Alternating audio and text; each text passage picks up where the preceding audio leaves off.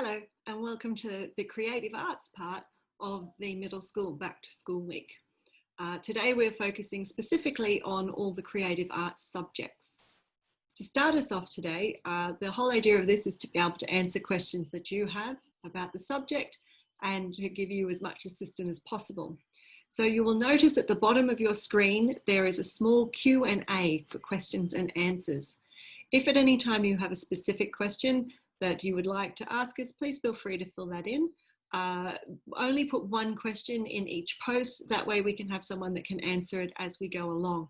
Now, there might be some questions that we hold off answering initially because we know it's going to be discussed as part of our presentation, but we will try and get through all of them as best we can. We'll also have a brief question and answer time towards the end of this presentation so that we can get any of the bigger topics. There might be a theme that we're picking up on and we might try and answer that for everyone at the same time.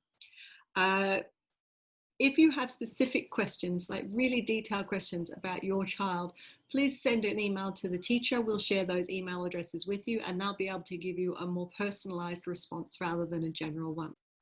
Our agenda today, we'd like to talk briefly about what is the creative arts. It covers quite a variety of things, so we'll explain to you how the creative arts works in the middle school.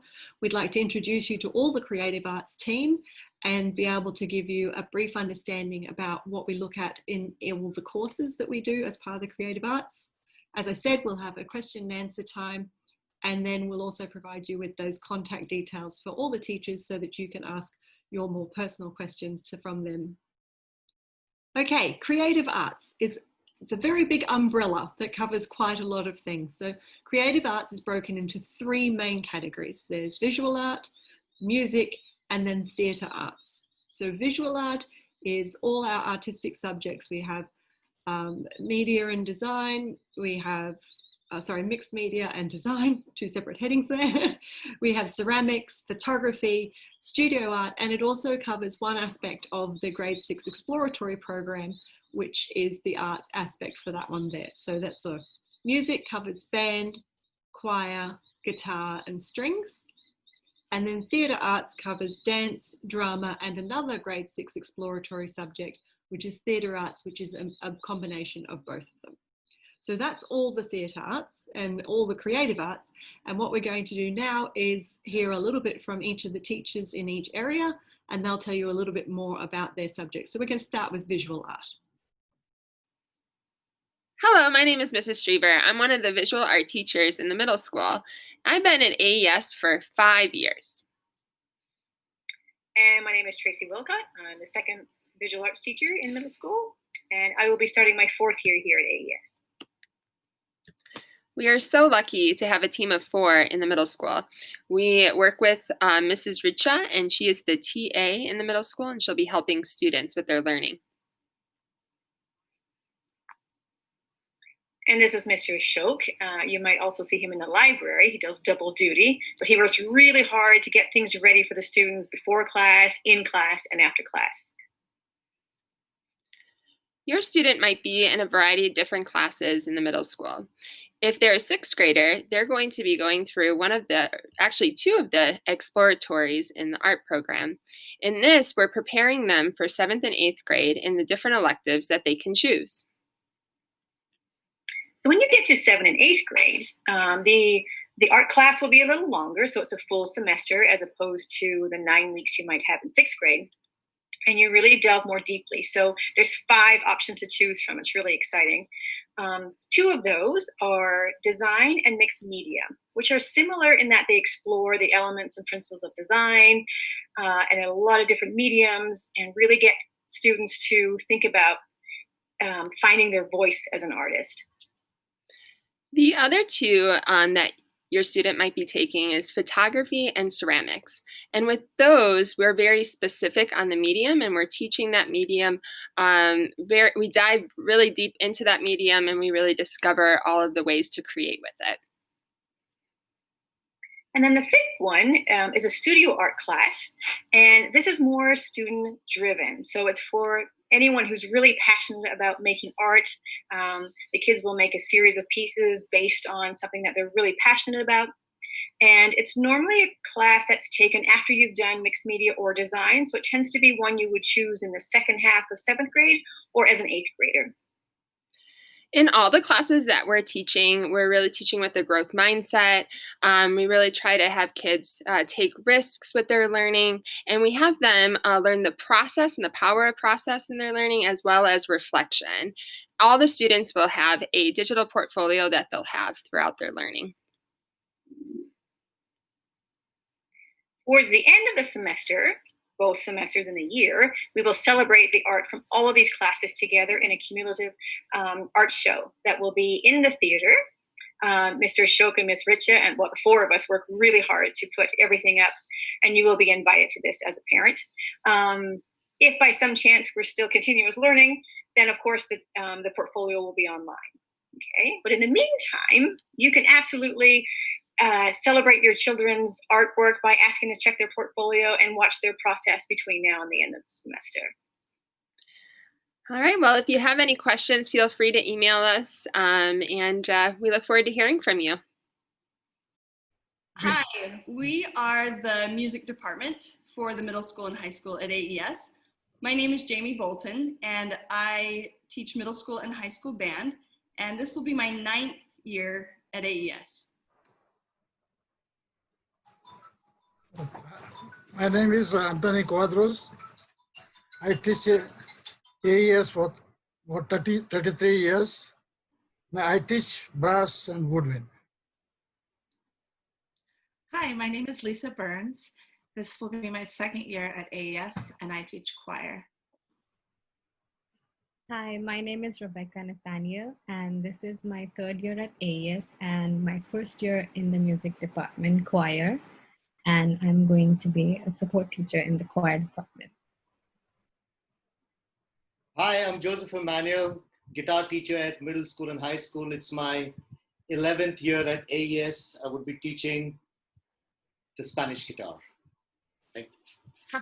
Hi, my name is Vanessa Kutsia, and I'm the middle and high school strings teacher, and it's my 1st year at AES. Hi, Ashish Malik. I am an assistant string teacher in AES for last 30 years. I teach all levels. Right, and in the music department, we believe that all students are music makers through performing, creating, and responding experiences. And we guide our students to have authentic, joyful, and artistic musical experiences. And we're looking forward to working with your students this year. Thanks, everybody. Hello, my name is Serena McMahon, and I'm going to be teaching grade 6 exploratory, and also I'm going to be helping with the dance classes as well. So at the moment, we only have dance in 2nd semester. So for now, I'm just going to talk about the exploratory, and that's with the grade 6s, and it's one of the 4 exploratories that they will do in a rotation. So all grade 6s will end up doing the theatre arts exploratory with both myself and with Caitlin. So yes, I'm really looking forward to getting back into some dance classes, having been in leadership for a while. My name is Mix Cornwell. I am currently teaching the theater arts class with Miss Mac and with the 6th grade, and then working on the drama classes with 7th and 8th grade students. And so mostly what we would like to share with you today is the qualities and the things that they'll be looking at in both theatre, in all the theatre arts, so both in dance and in drama. And the main things that we focus on in any theatre arts classes are principles of performance.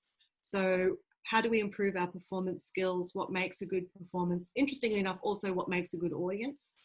We'll be looking at creating theatre, both in dance and drama, and how we do that, how we make it more engaging for the audience, how do we ensure that we're getting across the messages and the story that we want to get across. And then we also look at critical and creative thinking, which the arts is all about reflecting and responding to other theatre or responding to your peers' theatre, receiving feedback, giving feedback, and all those sorts of skills. So all of those things make up everything that we do in the theatre arts in both dance and drama. And just to give you a brief idea, some interesting things that we'll be looking at just at the moment.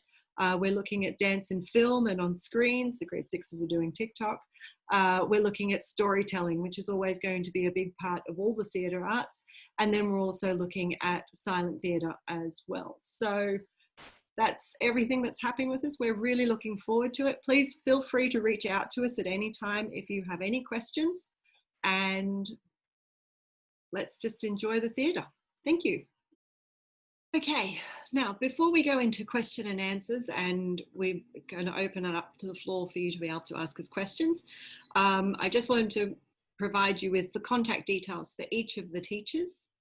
Obviously, you can email me at any time and I'm happy to forward those questions on to you if you're not sure which teacher to go to. But the teachers are going to be able to give you far more detailed answers around specific subjects and the requirements for that subject or any questions you have for that. So without further ado, we'll go over to the question and answers.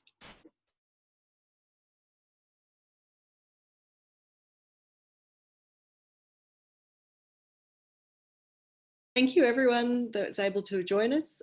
We've got some of the other teachers will be joining us also.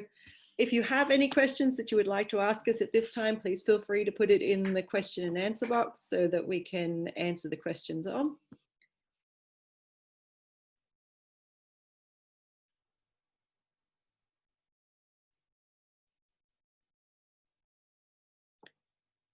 Just while everyone's coming back, and in case anyone has questions, one of the things that we will be pointing out is that obviously while we're in our current pandemic situation, how we go about performing and presenting our performances and those sorts of things will differ. And the art team talked about that when they were talking about the end of semester show.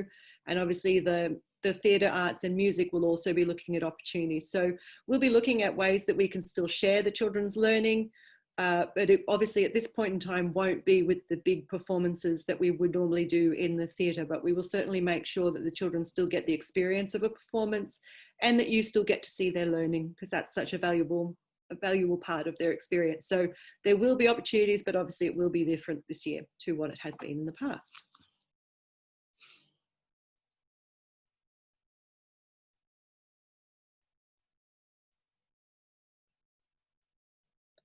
Okay, well, one of the first questions is a dance one. I'll take that while some of the other questions are coming up. Look, in any art form, we're looking at how we can go about doing this in a virtual setting. There are a million different ways that we can explore the arts. Obviously, I would love to be standing in a room with the children and us all being a dance studio and do that the traditional way, but we can still certainly do dance online. There are certainly, I can still teach classes online and teach all the same technique and discuss it the same way. The children certainly can still be just as creative as they would have been in a classroom setting. In fact, they're possibly going to be even more comfortable doing it in their own space and away from their peers. It's a little that pressure's taken off them as they're exploring and creating. So I think there are still plenty of opportunities for us to be able to keep those lessons going and still get a great experience from it. And there are entire art forms that were designed specifically for film and for screen. So we can certainly explore those at great length. And in fact, it's a very authentic experience for us at the moment in time. So how are the other questions, Anthea? Is there anything in there that is general? I'm probably going to pick on Jamie for this one. I'm wondering if she can help us with a question around violin. I know that that's not your area, Jamie, but Vanessa's new. Hey, no problem. So for the band, strings, and guitar classes, we do have instruments available to rent from the school, and each of the individual teachers for the band, strings, and guitar classes will be in contact with you about the rental procedure and the process of the plan for going to pick those instruments up, essentially. So we will be in touch with each individual parent, because it's a little bit different for each family with what we need to do with getting instruments in kids' hands. But we are looking forward to doing that and making that happen quite soon. So we do have instruments, and we will be in touch with you about that.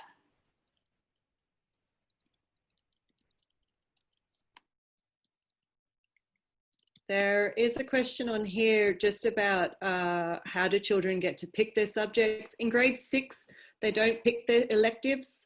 All the grade 6 students get to do the exploratory. So they go through and try all the different things. And the idea with that is to give them a chance to experiment with it and see which ones really spark their interest. By the time they get to grade 7 and grade 8, they will have an opportunity to pick specific electives for a semester or for the year, depending on the course. So it's a little bit different in grade 6 in that we want them to try everything.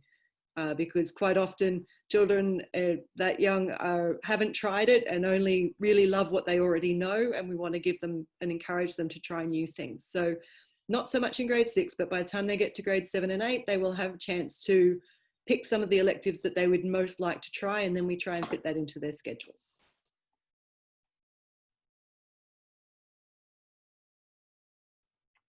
And Kim, I think we've got a question around 7th grade art. I'm not sure if you can see that question, such as drawing and painting. Is it not a subject in grade 7? Do you want to explain a little bit about how that's set up?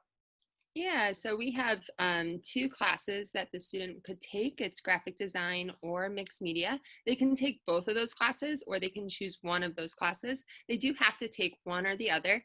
In both of these classes, they are exploring different mediums. We will be going over drawing. They will keep a sketchbook, and they will do multiple drawings throughout the semester and learn that skill. We also will do a variety of painting techniques too, like watercolor, acrylic paint. So your student will be getting those skills, but we do label the class as graphic design or mixed media. After those classes, they can choose photography, design. They can also go into the other elective, which is more of a focused art, and they get to kind of develop their own voice when they go into that. It's more like a focus area. And that's called Art Studio. And then they really dive deep into like painting or drawing or photography or whatever their passion is. Thanks, Kim. Are there any more questions out there? I'm not seeing any in the open. Oh, there we go. There's a question around the ceramics lab and accessing that in the first semester. I am not sure about this question. I think that one remains to be seen right now until we're back on campus.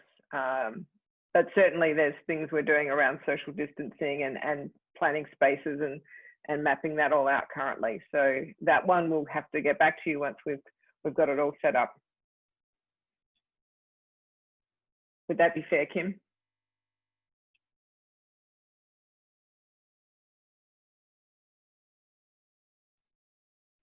I think I can take the one around the grade 8 electives. Are they selected by children? So in middle school electives, what our whole thing in middle school around electives is that children have some way to get some choice and explore some different things. But we also know that in middle school, kids don't necessarily know what they like and love to do. And so we also provide them with things to try, and some kids are pleasantly surprised. So it's kind of a mix.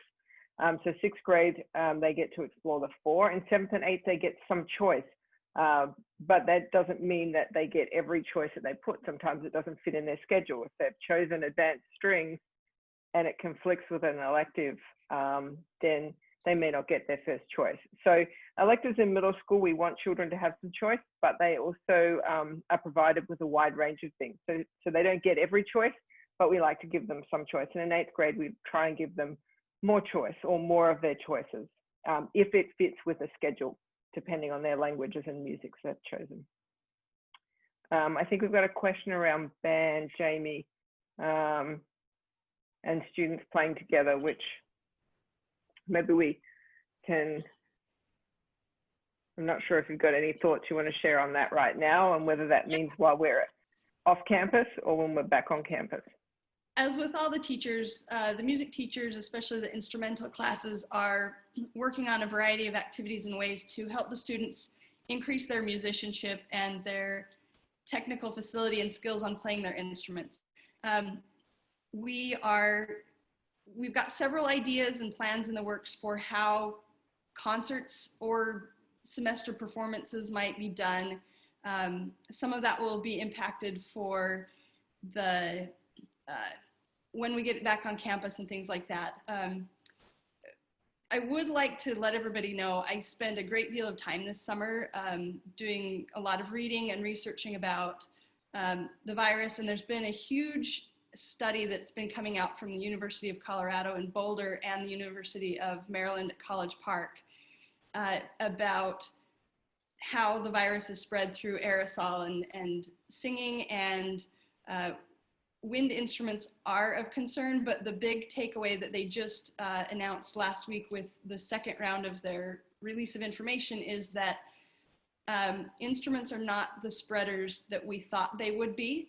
And so they've given a great list of recommendations for how to keep music classes safe. And I brought back 2 suitcases full of sanitizing stuff and have all kinds of stuff ready for the instrumental classes, the band classes, so that we can keep the kids safe in the band classes. When it comes time to playing together in class and on campus, we'll have everybody spread out and keep things as safe as we can, following all of the recommendations from the CDC and the aerosol study from UC Boulder. How we're going to play together was the question that started that big tangent, but we're figuring it out and we're working on it, and we are doing our very best to facilitate community and music making together. It might look a little bit different and it might feel a little bit different than having a class all together with a whole bunch of people crammed in the room making noise, but we're finding ways to make it meaningful and help the students grow as musicians. And there's another band question that came up. I'm feeling really popular, thanks everyone. It says there's a question about the student being a beginner, and